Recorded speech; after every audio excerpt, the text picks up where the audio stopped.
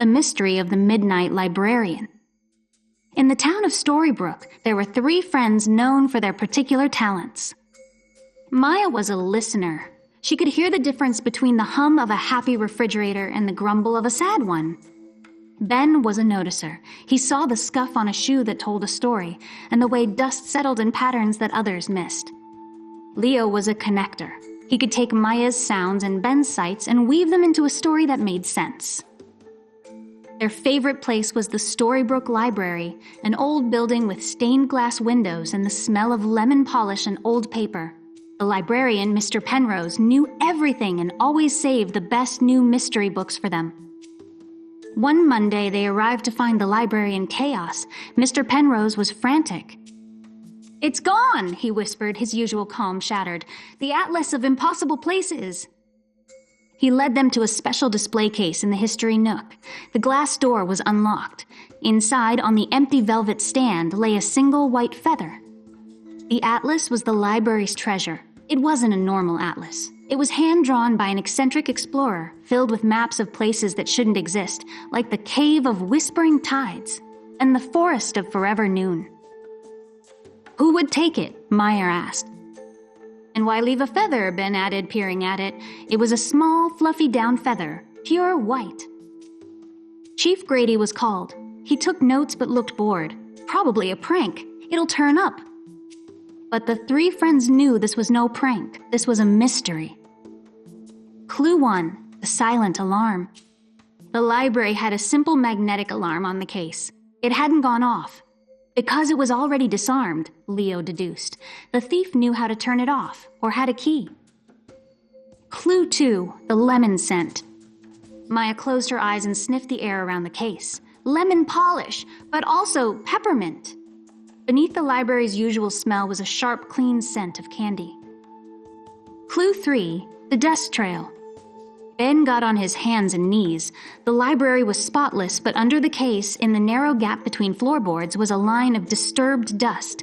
It led toward the local history aisle. They followed the dust trail to a bookshelf full of heavy town records. Ben noticed one thick volume. Storybrooke Census, 1890 to 1910, was slightly askew. He pulled it out. Behind it, tucked into the shadowy space at the back of the shelf, was a small brass key on a red string. "A hiding place," Leo said. "But is it for the atlas, or from the thief?" Their only suspect was the library's only other employee, Miss Alara, the weekend librarian. She was young, very quiet, and always sucking on peppermints. They found her shelving books in the children's section. "The atlas? A tragedy," she said, popping a mint in her mouth. "I closed alone on Sunday. I remember locking the case. It's all so strange." Her eyes darted away. She was nervous, but was she guilty? That night, Leo had an idea. The feather, a white feather. What if it's not a clue from the thief, but from the book? The Atlas of Impossible Places has a map of the Aviary of Lost Songs. That page has an illustration of a ghostly white bird. "So the thief is telling us what they're interested in," Maya said. "Or," Ben countered, "they're leaving a signature." The next day, they staked out the library. Ben noticed Miss Alara didn't leave for lunch. She stayed in the staff room.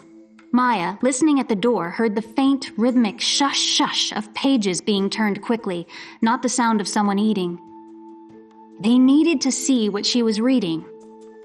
They created a distraction. Leo asked Mr. Penrose a long, complicated question about whale migration at the front desk. While he was occupied, Maya and Ben slipped to the staff room door, which was slightly ajar. On the small table, Miss Alara had her lunchbox open, but next to it, wrapped in a plain brown cloth, was a large, familiar book with gilded edges, the Atlas. She wasn't stealing it. She was reading it. They confronted her gently. She jumped, then sighed in defeat.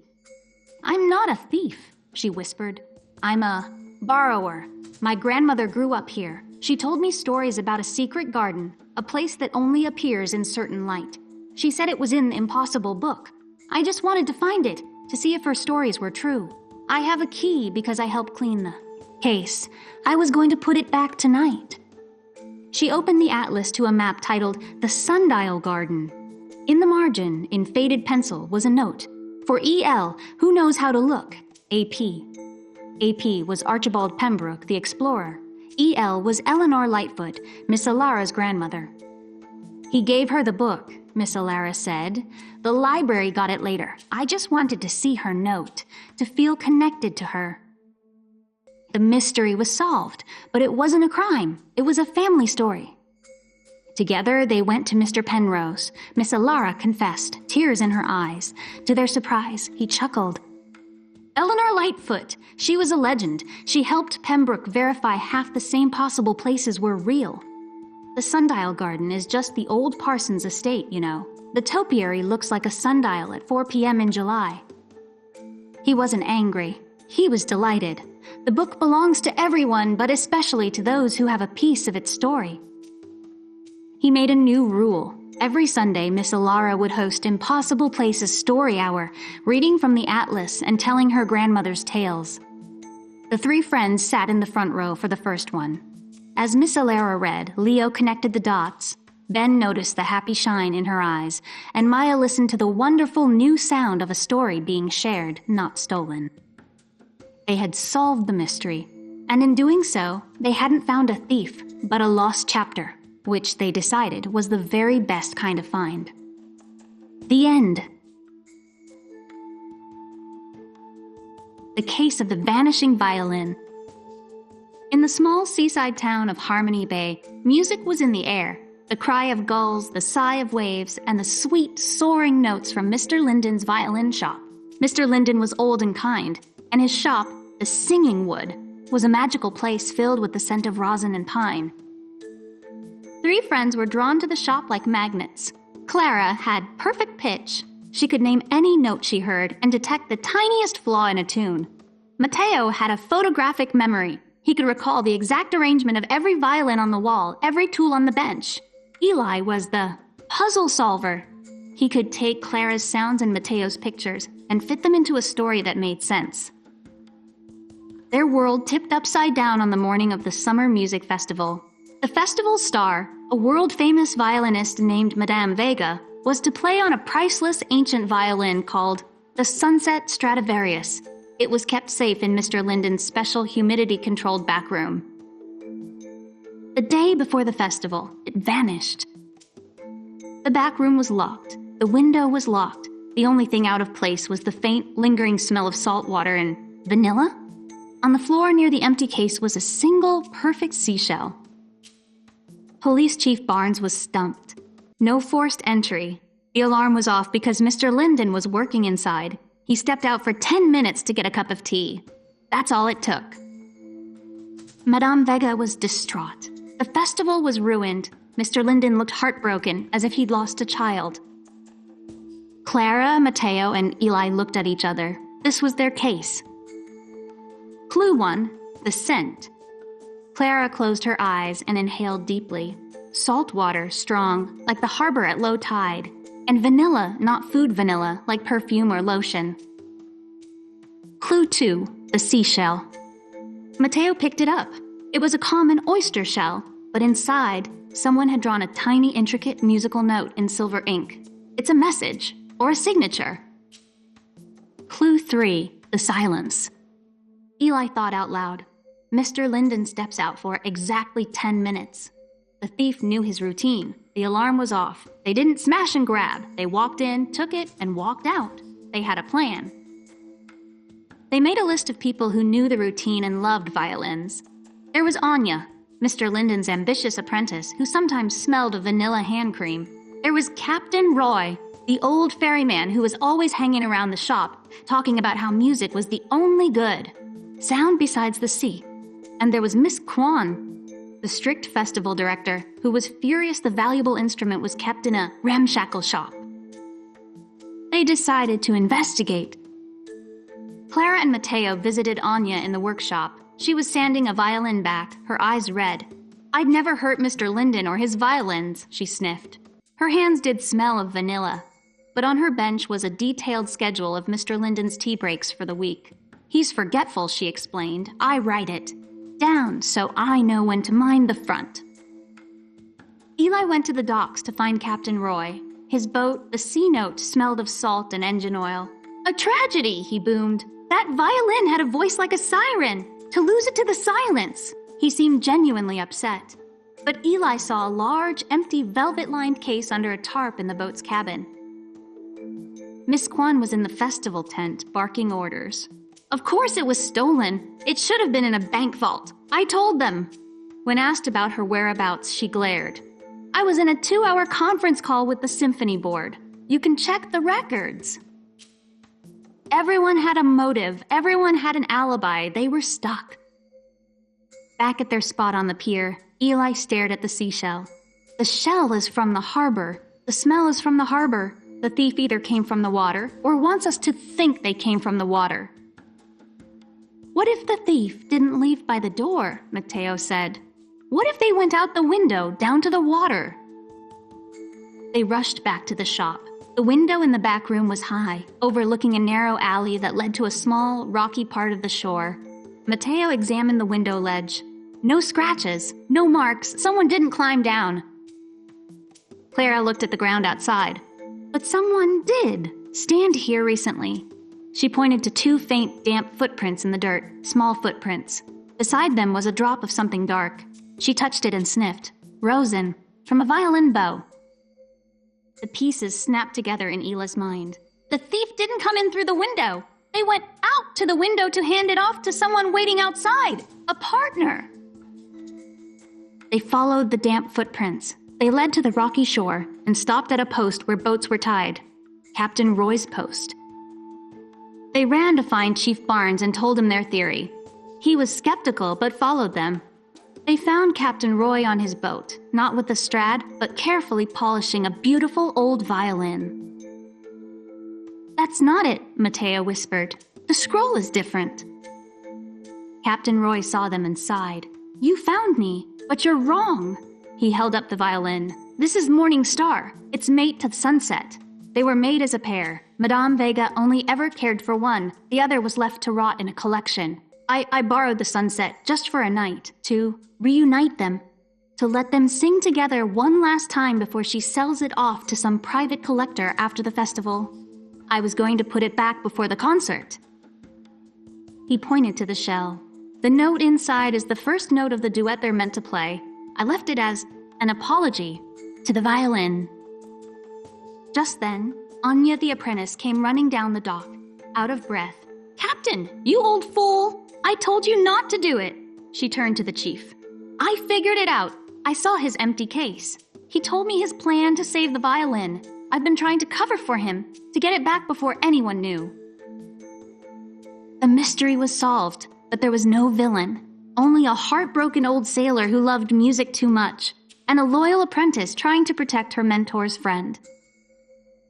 Madame Vega was persuaded to listen to the 2 violins played together. The harmony brought tears to her eyes. She agreed the pair should never be separated. The festival featured a new duet, and Clara, Mateo, and Eli sat in the front row, listening. They had solved the mystery not by finding a thief, but by uncovering a story of loyalty and lost music. And as the twin violins sang over the water, they knew that was the very best kind of solution. The end. The Case of the Phantom Whistler. Chapter 1, The Whistle That Wasn't There. In the sleepy, hill-cup town of Silvertown, where the morning fog clung to the pine trees like cobwebs, 3 friends were experts in the unusual. Maya was the listener. She could hear the difference between the rustle of a raccoon and a possum in the attic and knew if the baker was happy or sad by the rhythm of his kneading. Kai was the map keeper. He not only knew every street, but every shortcut, every hidden alley, and the history etched into the town's old stone walls. He carried a leather-bound notebook filled with his own intricate maps. Leo was the connector. He saw how things linked, people to places, events to consequences, clues to answers. If a puzzle had pieces, Leo's mind was the table where they snapped together. Their official clubhouse was the hollowed-out trunk of the oldest cedar tree in Whisper Wood. Their unofficial headquarters was Mrs. Peony's antique shop, where they drank lemonade and heard all the town's gossip. For a week, Silvertown had been haunted by a sound. Not a scary sound, but a strange one. Every evening, just as the sun dipped behind Gable Mountain, A clear, piercing whistle would echo through the streets.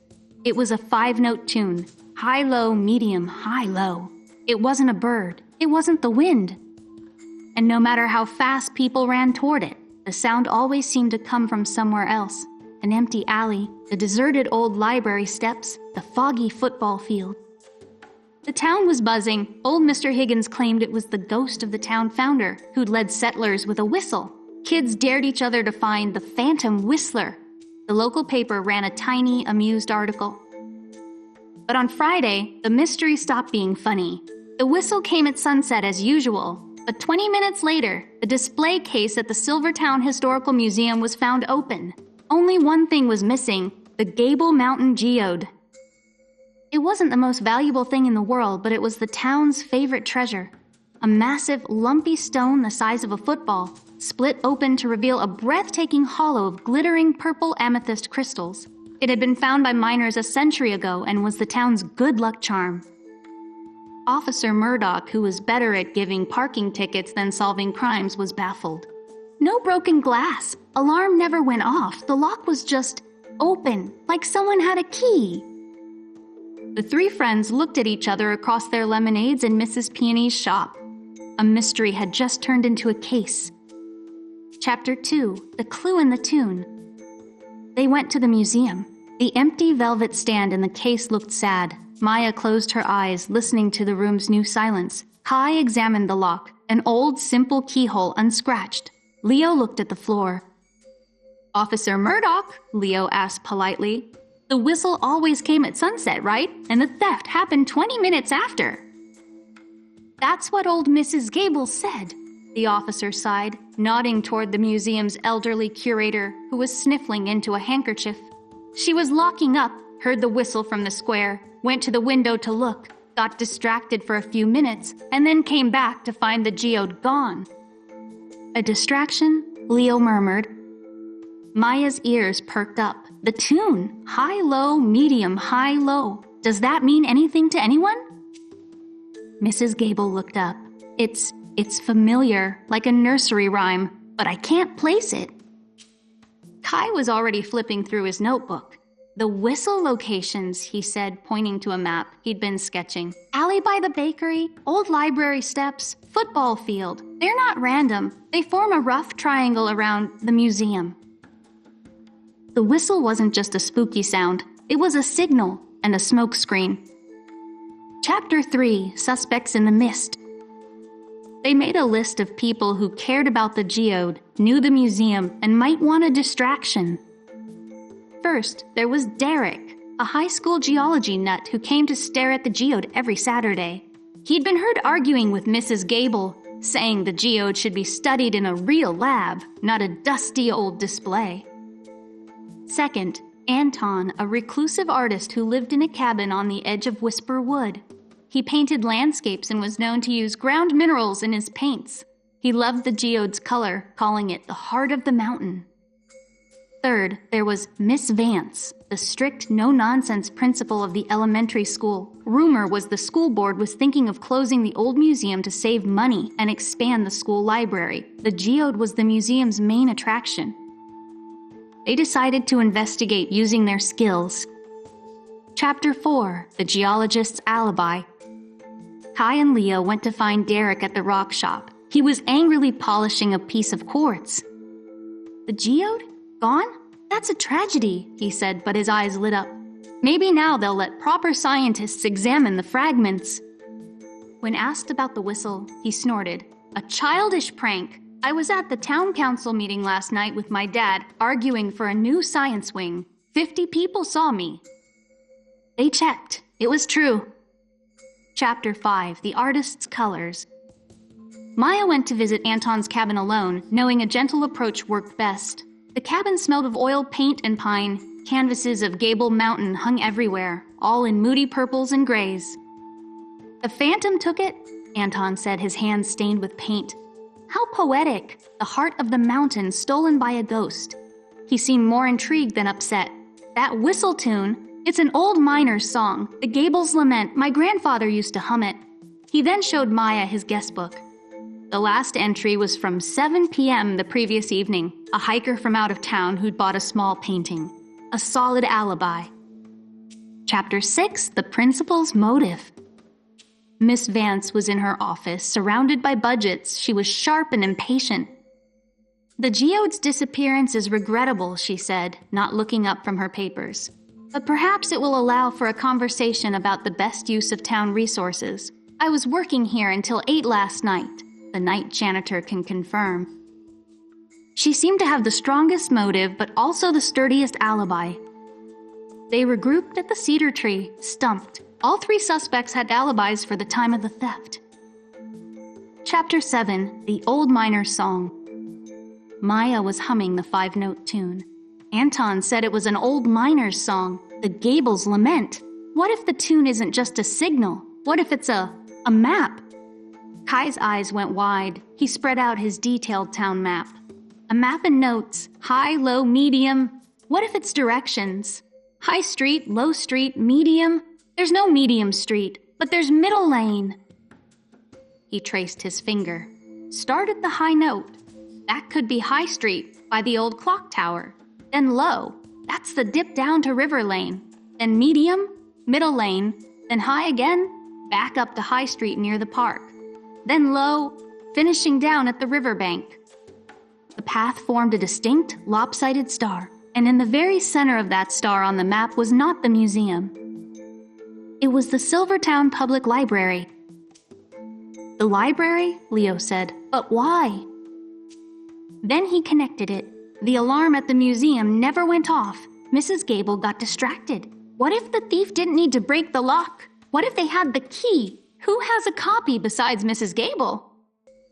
"The library," Maya and Kai said together.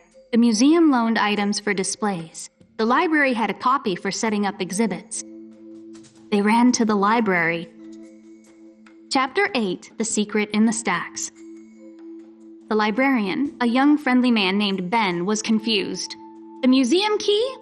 It's supposed to be in the safe in the head librarian's office, but she's been on vacation." He let them look.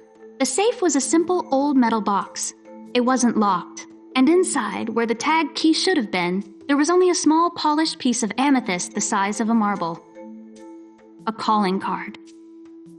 "The thief has the key," Leo whispered. "They used the whistle to create a phantom to chase, learn the tune from an old song, and steal the key from here when the head librarian was away. They knew everything." "But they still have the key," Kai said. "And if they have the key in the geode..." "They're not done," Maya finished, a chill in her voice. As if on cue, from outside, as the sun touched the mountain, the 5-note whistle rang out. High, low, medium, high, low. But this time, it didn't echo away. It was close, and it was followed by a second identical whistle from a slightly different direction. Then a third. It was coming from the library itself. Chapter 9, The Whistlers in the Dark. They followed the sound, creeping between the towering bookshelves in the history section. The whistles stopped. In a secluded corner, under a dim lamp, they found them. 3 kids, 2 boys and a girl, maybe a year older than them. They weren't town kids. And on the table in front of them, wrapped in a soft cloth, was the magnificent Gable Mountain geode, glowing under the light. One of the boys, the apparent leader, looked up, startled then resigned. "You found us," the famous trio. "We wondered if you would." "You're the Phantom Whistlers," Leo said, not as an accusation, but a realization. "We're the Guardians," the girl said fiercely. "Our great-grandfather was Silas Gable. He found this geode. The town just took it. Our family story says it's meant to be returned to the heart of the mountain on the centennial of its finding. That's next week." "We had to get it back," the leader continued. "We learned the old whistle tune from our grandma's letters, the Gable's Lament, used to signal safe paths in the mines. We used it to move around unseen, to make everyone look for a ghost, not for us. Ben, the librarian, is our cousin. He left the safe. Open." "But why the library?" Maya asked. The second boy pointed to an old open book on the table. It was a surveyor's map from 1923. Because the library has the original land surveys, the heart of the mountain isn't a metaphor. Great-grandfather Silas hid a smaller perfect geode in a cave as an offering. The map shows the way. We were going to replace the big one with the small one. The town would still have a geode, and our family promise would be kept. They weren't thieves. They were keepers of a promise, executing a complex secret plan. Chapter 10, The Heart of the Mountain. The 3 Silvertown friends and the 3 Gable guardians sat in a circle. A plan was formed. The Gables showed the map. The cave was in a treacherous part of the mountain, but Kai knew a safer path from his own explorations. They would all go, together.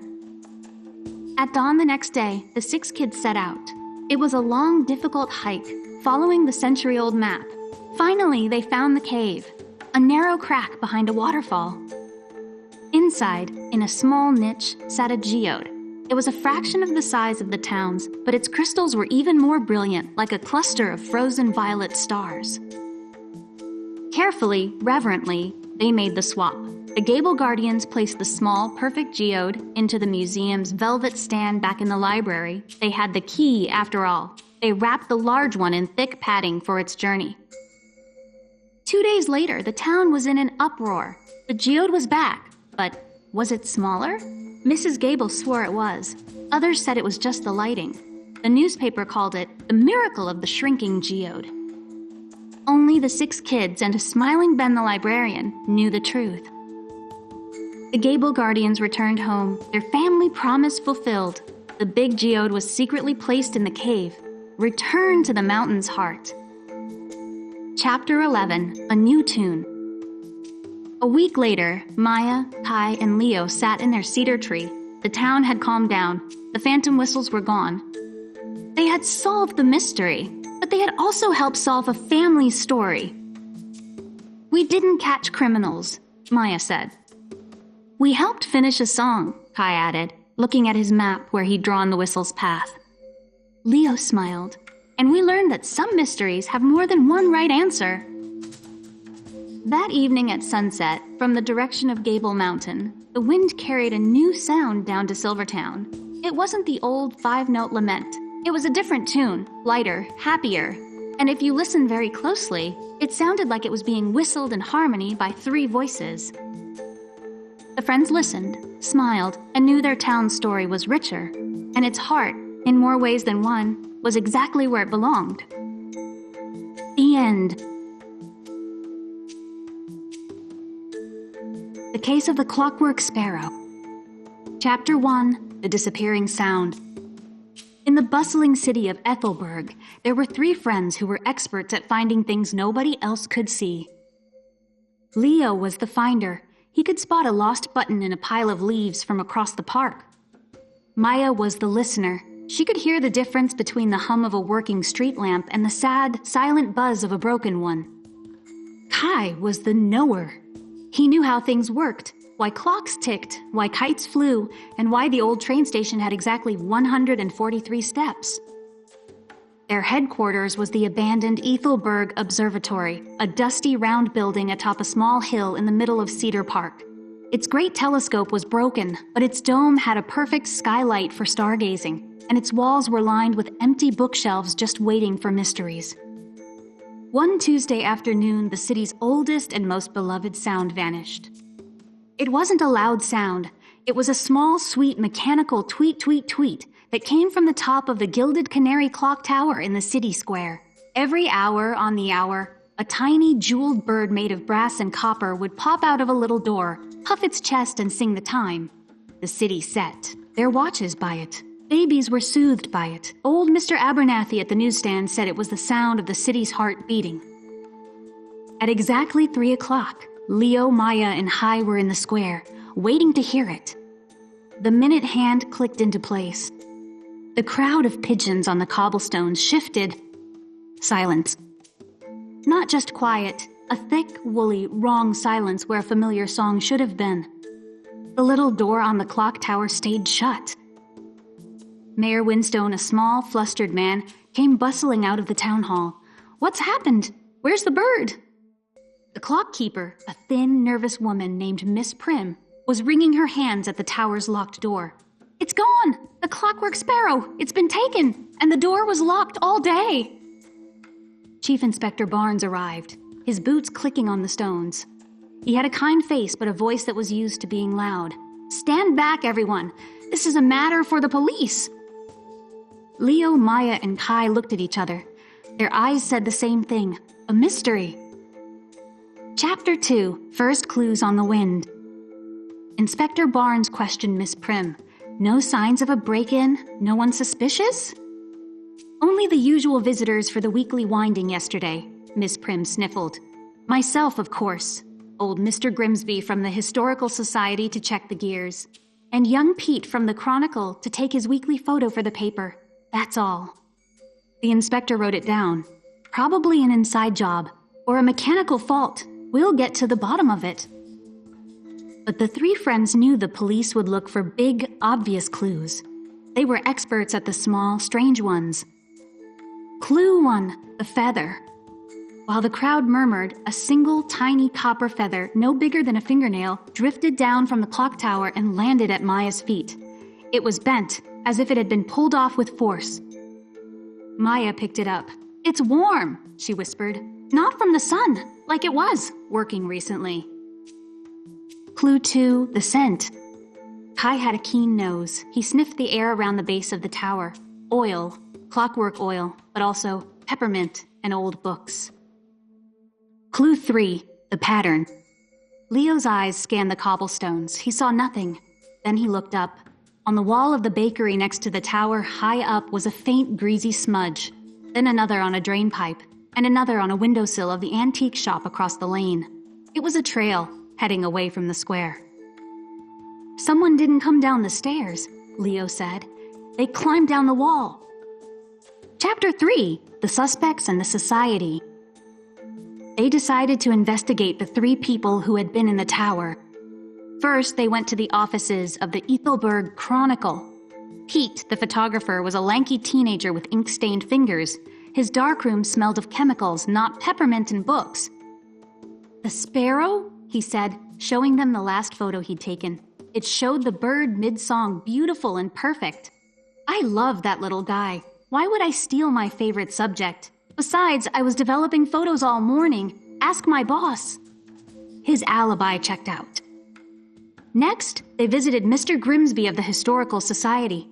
His office was a cave of clutter, towers of books, boxes of artifacts, and the strong smell of dust and peppermint candies, which he sucked constantly.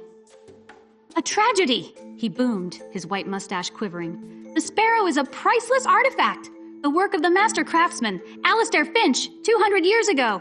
It must be recovered." He seemed genuinely upset, but when Kai asked what he'd been doing in the tower, he grew vague. "Examining the filigree on the numeral 4. Very important filigree." Finally, they observed Miss Prim, the clock keeper. She lived in a small, neat apartment behind the clock tower. Everything was in perfect order. She was watering her window boxes of herbs when they walked by. She jumped, spilling water. "Oh, you children gave me a start. Have they found the sparrow?" "Not yet," Maya said, watching her closely. Miss Prim's hands were shaking. Back at the observatory HQ, they compared notes.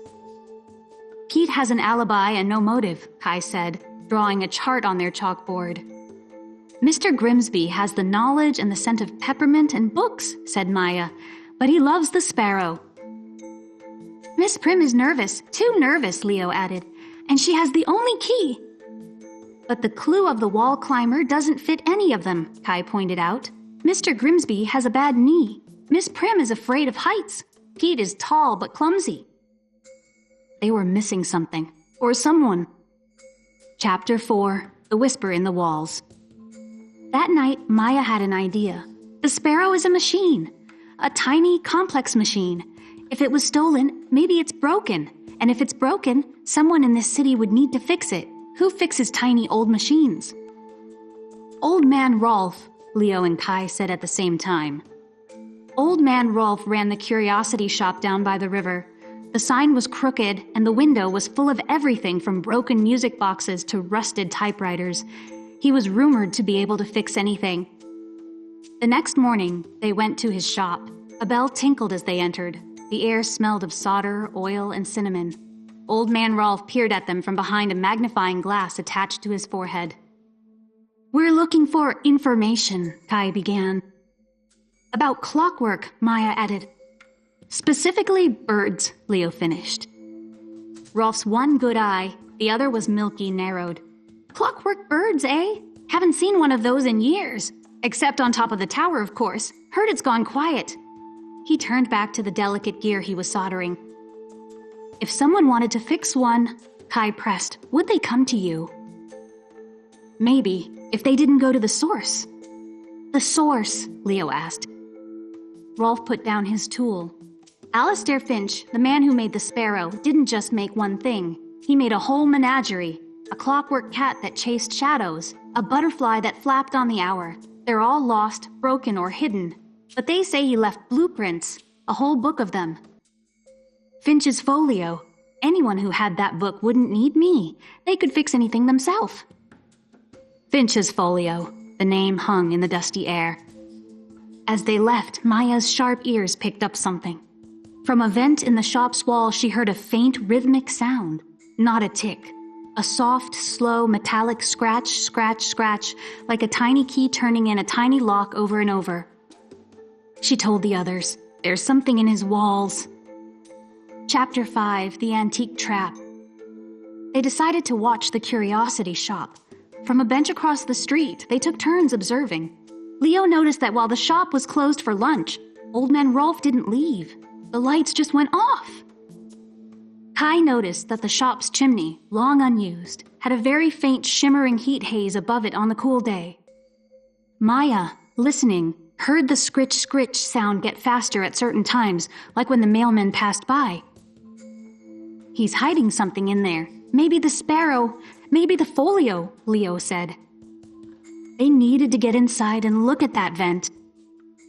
Their chance came when Old Man Rolfe finally emerged to go to the post office.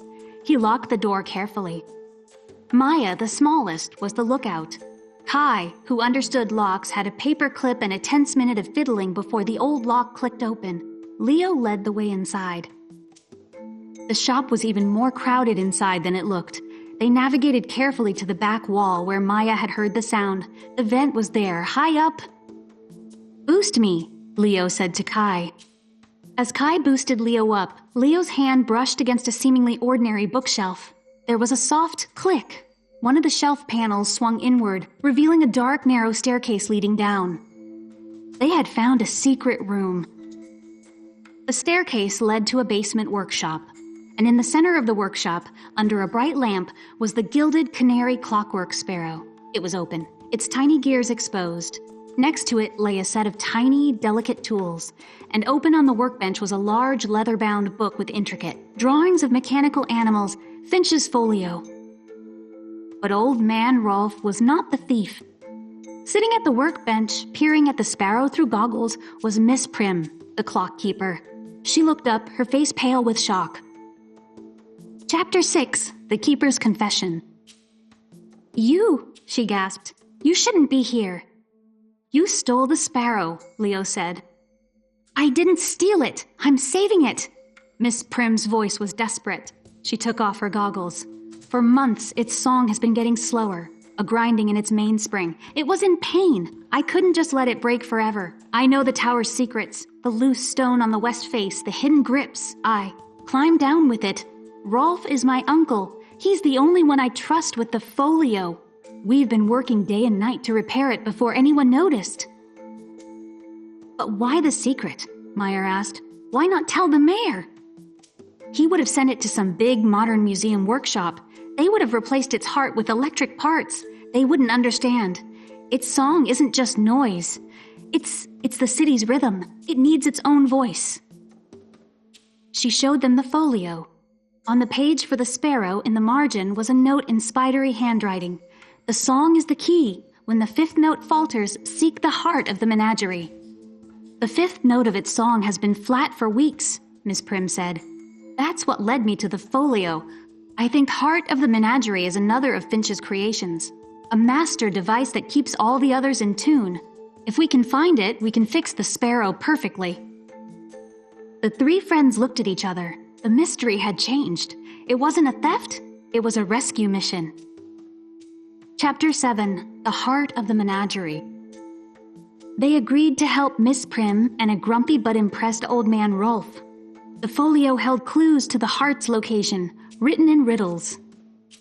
Where time is told but never passes, under the gaze of 12 glass faces. Kai solved it. The old train station. The main hall has a huge round clock with 12 faces looking inward. And where time is told but never passes. It's a station. People are always coming and going, but the building itself is timeless. They went to the disused part of Ethelberg Station. In a forgotten storage room under the great clock, they found a rusted door behind a stack of trunks. Behind the door was a small circular room. In the center was a pedestal, and on the pedestal was a beautiful, complex device of interlocking brass, rings, and crystalline spheres. It hummed with a barely audible, perfect tone, the heart of the menagerie. But it was dusty and still. A keyhole in its base was empty.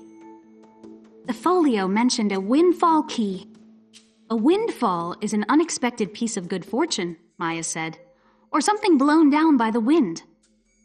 Leo remembered the copper feather, a piece of the sparrow, blown down by the wind. He handed it to Kai. Kai, examining the heart, saw a tiny slot, not for a key, but shaped like a feather. He carefully inserted the bent copper feather.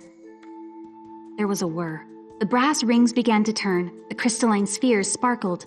The hum grew stronger, purer. The heart was awake. Chapter 8, The Song Restored. They rushed the revived heart back to the curiosity shop basement.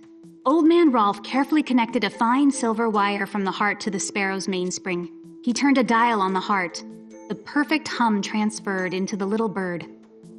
Miss Prim, with hands steadier than they had ever seen, closed the sparrow's tiny casing. It was almost 3 o'clock. They raced back to the square, a small procession. Miss Prim carrying the sparrow, Leo, Maya, and Kai surrounding her, Old Man Rolf hobbling behind with the folio.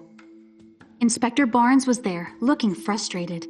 Mayor Winstone was wringing his hands. "What is the meaning of this?" the mayor boomed. Without a word, Miss Prim dashed up the clock tower stairs. The friends followed. They watched as she reverently placed the clockwork sparrow back into its home behind the little door. The minute hand clicked to 12. The hour hand pointed to 3. The little door sprang open. The gilded canary clockwork sparrow emerged. It puffed its brass chest.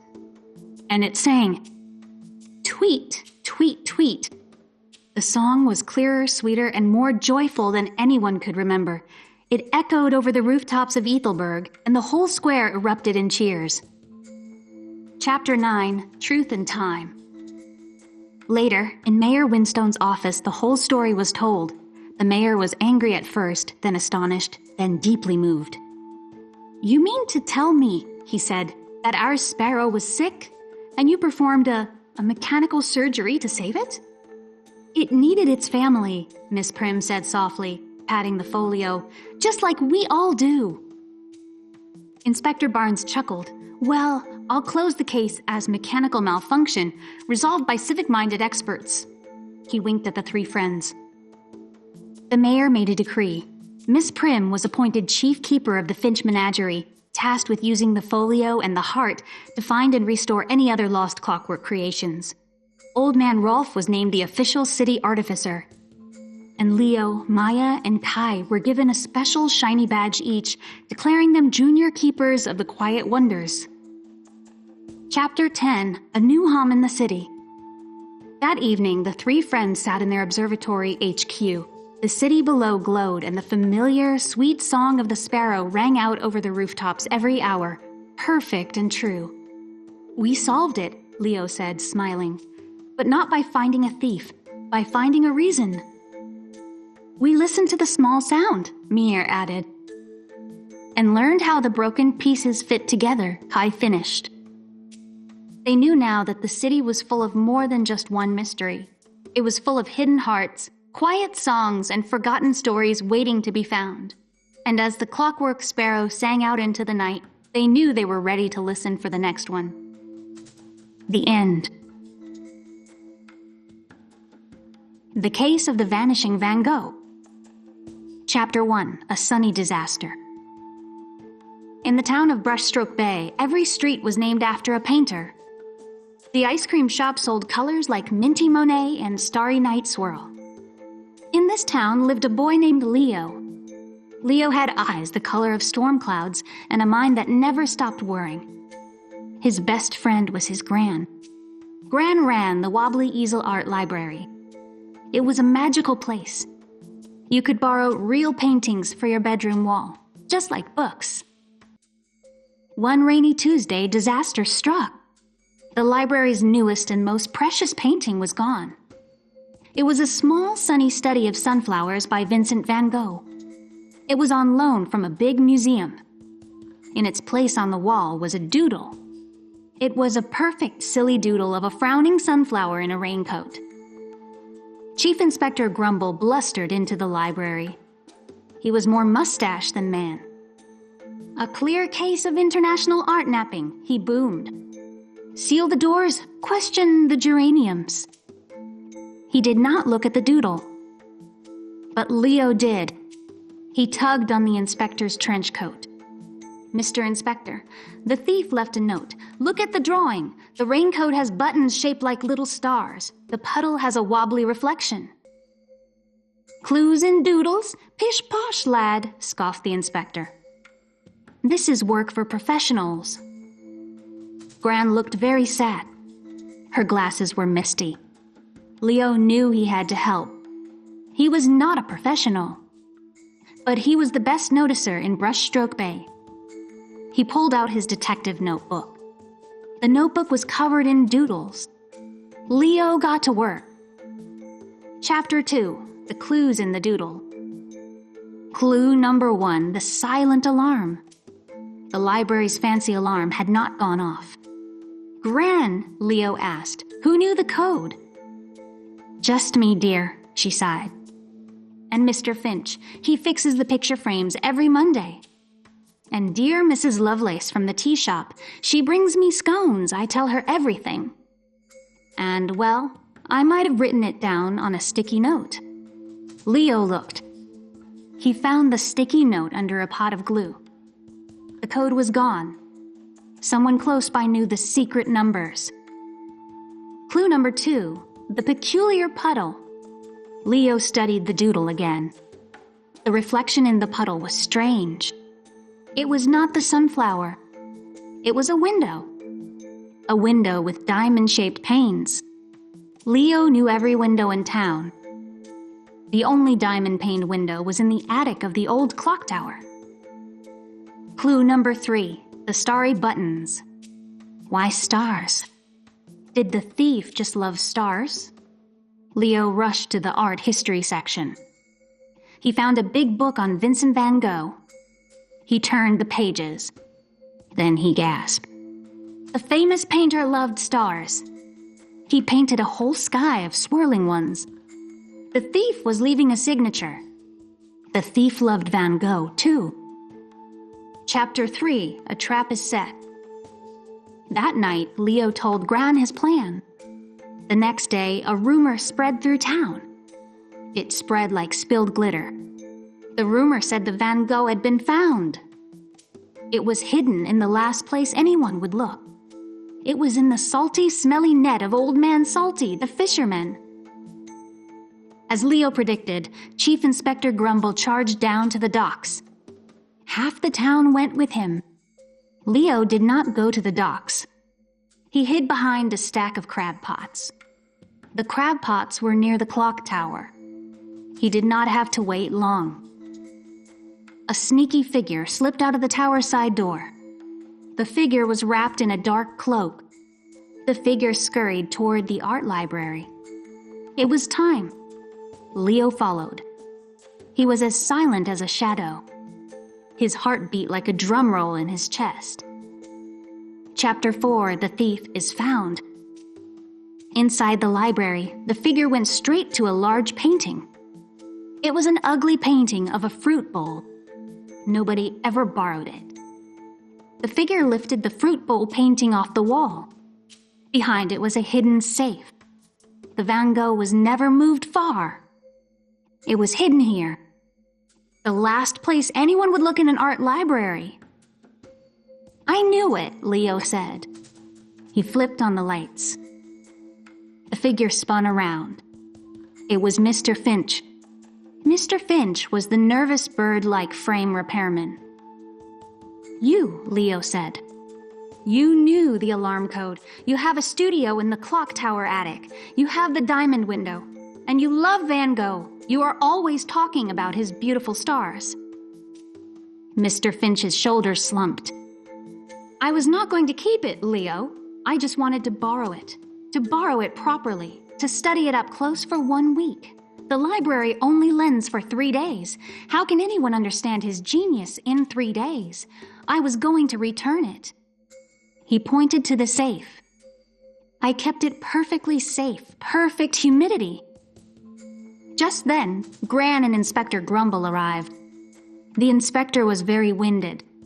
The trip to the docks had been a wild goose chase. The inspector was about to arrest Mr. Finch. But Leo spoke up.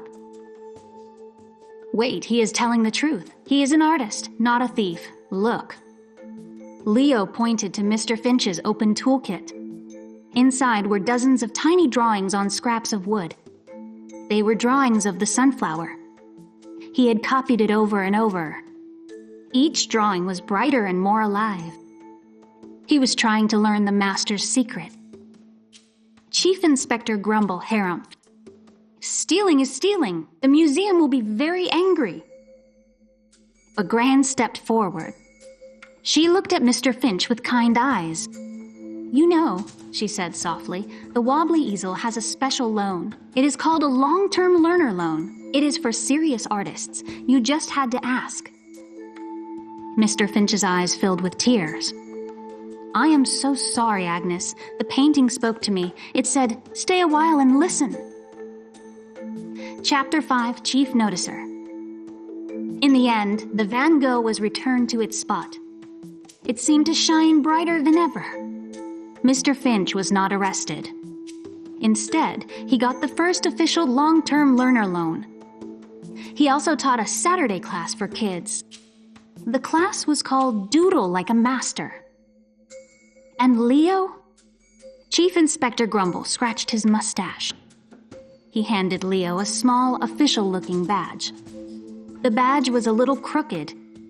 It was made of tin, but Leo treasured it. The badge read, Chief Noticer. That night, Leo borrowed a painting for his bedroom. It was a small, cheerful painting of a cat. He smiled. The greatest masterpiece in Brushstroke Bay was not in a frame. It was the town itself. The town was full of color and kindness, and just enough mystery to keep things interesting. Leo was the official chief noticer. He was ready for whatever clue might bloom next. The end. The whispering stones of Ivy Hollow. The tiny bush plane sputtered once, twice, then fell silent. For a terrifying moment, there was only the whistle of wind and the frantic beeping of the dashboard. Then, with a jolt that shook their teeth, the plane slid between towering pine trees, snapping branches like twigs, and crunched to a stop in a thick bed of ferns. 12-year-old Leo, his hands still clenched on the armrests, took a shaky breath. He was the oldest. He had to be calm. He turned to check on the others. His sister, Mia, 10, had her eyes squeezed shut. Beside her was Sam, Leo's best friend, pale but already unbuckling his seatbelt. In the back sat little Daisy, only 7, clutching her stuffed owl, Hoot. Is the flying part over? Daisy whispered. Yeah, Daze, Leo said, his voice cracking. The flying part's over. Is everyone okay? No broken bits? A chorus of wobbly yesies came back. Their pilot, Uncle Hank, was groaning but moving. Radio's dead, he mumbled, touching a bump on his forehead. Stay put, kids. I'll scout for a clearing, call for help. But Uncle Hank's ankle was swollen. He couldn't go far. After an hour of waiting by the silent plane, with no sound but the wind and distant birds, Leo made a decision. We need to find help, or water or something. We can't just sit here." They left a note for Uncle Hank and ventured into the deep green quiet of the forest, holding hands in a line. Sam, the compass watcher, led the way, heading downhill where water might be. They walked for what felt like hours, the shadows growing longer. Just as Mia was about to suggest they turn back, the trees thinned. They stepped into a clearing, but it wasn't natural. The ground was paved with cracked, mossy stones, and all around them were buildings. Not houses, not anymore. They were skeletons of houses made of gray stone, with empty windows like eye sockets and roofs long claimed by sky. Vines twisted up walls, and ferns grew right out of doorways. A whole town forgotten by the world, sleeping in the woods. "Whoa," Sam breathed, his fear forgotten. "It's a ghost town." "It's not ghosts," Mia said, her practical mind kicking in. She pointed. "Look, stone. It didn't burn or rot. It just was left behind." Daisy hid behind Leo's legs. "It feels shivery." Leo felt it too. Not a bad shiver, but a curious one. The town wasn't scary. It was sad and very, very quiet. In the center of the town square stood a tall stone column, like a monument, covered in ivy. They explored carefully. There was a shop with rusted cans still on shelves, a schoolhouse with tiny desks, and then, behind the main street, they found the source of water Sam had hoped for, a clear stone well. "Water," Sam said, rushing forward. "Wait," Mia yelled. She pointed to the ground around the well. The stones were arranged in a pattern, leading away from it, not a random pattern, a winding path of darker stones, set into the lighter ones, almost completely hidden by moss. "It's a trail," Leo said, brushing away leaves, "but it doesn't go to any of the houses." The stone path led to the edge of the town, right up to a massive ancient oak tree, and at the base of the tree was a door, a heavy iron-banded wooden door, set right into the side of a small hill. The door was slightly ajar. Heart pounding, Leo pushed it open. Inside wasn't a dark cave. Sunlight streamed from a hidden shaft above, illuminating a small round room. It was a library. Shelves carved from the stone held not books, but stones. Hundreds of smooth, flat river stones, each with a word carved into it. Welcome. Joy. Bakery. Remember. Daisy picked up a small, pretty stone. Sing, it said. They wrote on rocks, she said, amazed. Mia found a whole sentence laid out on a low shelf. We are the people of Ivy Hollow. When the river flooded the road, we chose to leave. We took our stories with us. We left our names for you to find. Sam discovered the mystery. On a central pedestal lay a single sharp nail and a large blank stone tablet. Next to it, another stone was carved. The last story is yours. Tell it, then leave. They wanted someone to find this, Leo whispered. They left their town, but they didn't want it to be forgotten. They left a memory library. Suddenly, Daisy gasped. Hoot is gone. Her beloved stuffed owl, which she'd had since she was a baby, was missing. She must have dropped it. Panic filled her face. They rushed back outside, searching frantically. They retraced their steps to the well, to the schoolhouse. No Hoot. Daisy began to cry silent, hiccuping tears. Then Mia saw something. A flash of brown fabric in the window of the tallest stone house. The one that looked like it might have been the town hall. They ran inside. The room was empty, dust swirling in the light. And there, sitting proudly on a crumbling stone fireplace mantel, was Hoot. How? Sam started. Leo didn't know. But as he lifted Daisy up to get Hoot, he saw the carving. There, on the mantel, next to where Hoot sat, was a word freshly scratched into the stone. It wasn't old and weathered like the others. The marks were clean. Found. A shiver ran down Leo's spine that had nothing to do with cold. The town wasn't just empty. It was listening. It had helped Daisy and asked for a story in return. They went back to the underground library. Leo picked up the nail. He looked at the blank stone. He thought of their day, the scary crash, the deep woods, finding this quiet, kind place. He pressed the nail to the stone and began to scratch, the sound loud in the silent room. 4 children came from the sky. The stones kept them safe. Thank you, Ivy Hollow." He placed his carved stone on the pedestal. As he did, a beam of late afternoon sun hit a metal plaque on the wall they'd missed. It was a map, a clear, simple map showing the stone town and a dotted line leading through the forest to a place labeled River Road. It was their way out. They followed the map, which led them to an old, overgrown, but still passable trail. Just as dusk began to paint the sky pink, they stumbled out onto a gravel road. 10 minutes later, a park ranger's truck found them. Rescuers reached Uncle Hank and the plane by morning. Everyone was safe. Back home, they told the story, but the adults called it a clever survival instinct and finding an old miners' camp. They didn't believe about the whispering stones. But Leo, Mia, Sam, and Daisy knew. Sometimes the greatest mysteries aren't about what's hidden, but what's left behind. And sometimes the best way to find your way home is to first leave a little piece of your story behind for the next lost traveler who might need it. They had crashed in the woods and found a ghost town, but the town they knew had been waiting, not for rescuers, but for rememberers, and they had promised, silently, to remember Ivy Hollow forever. The end.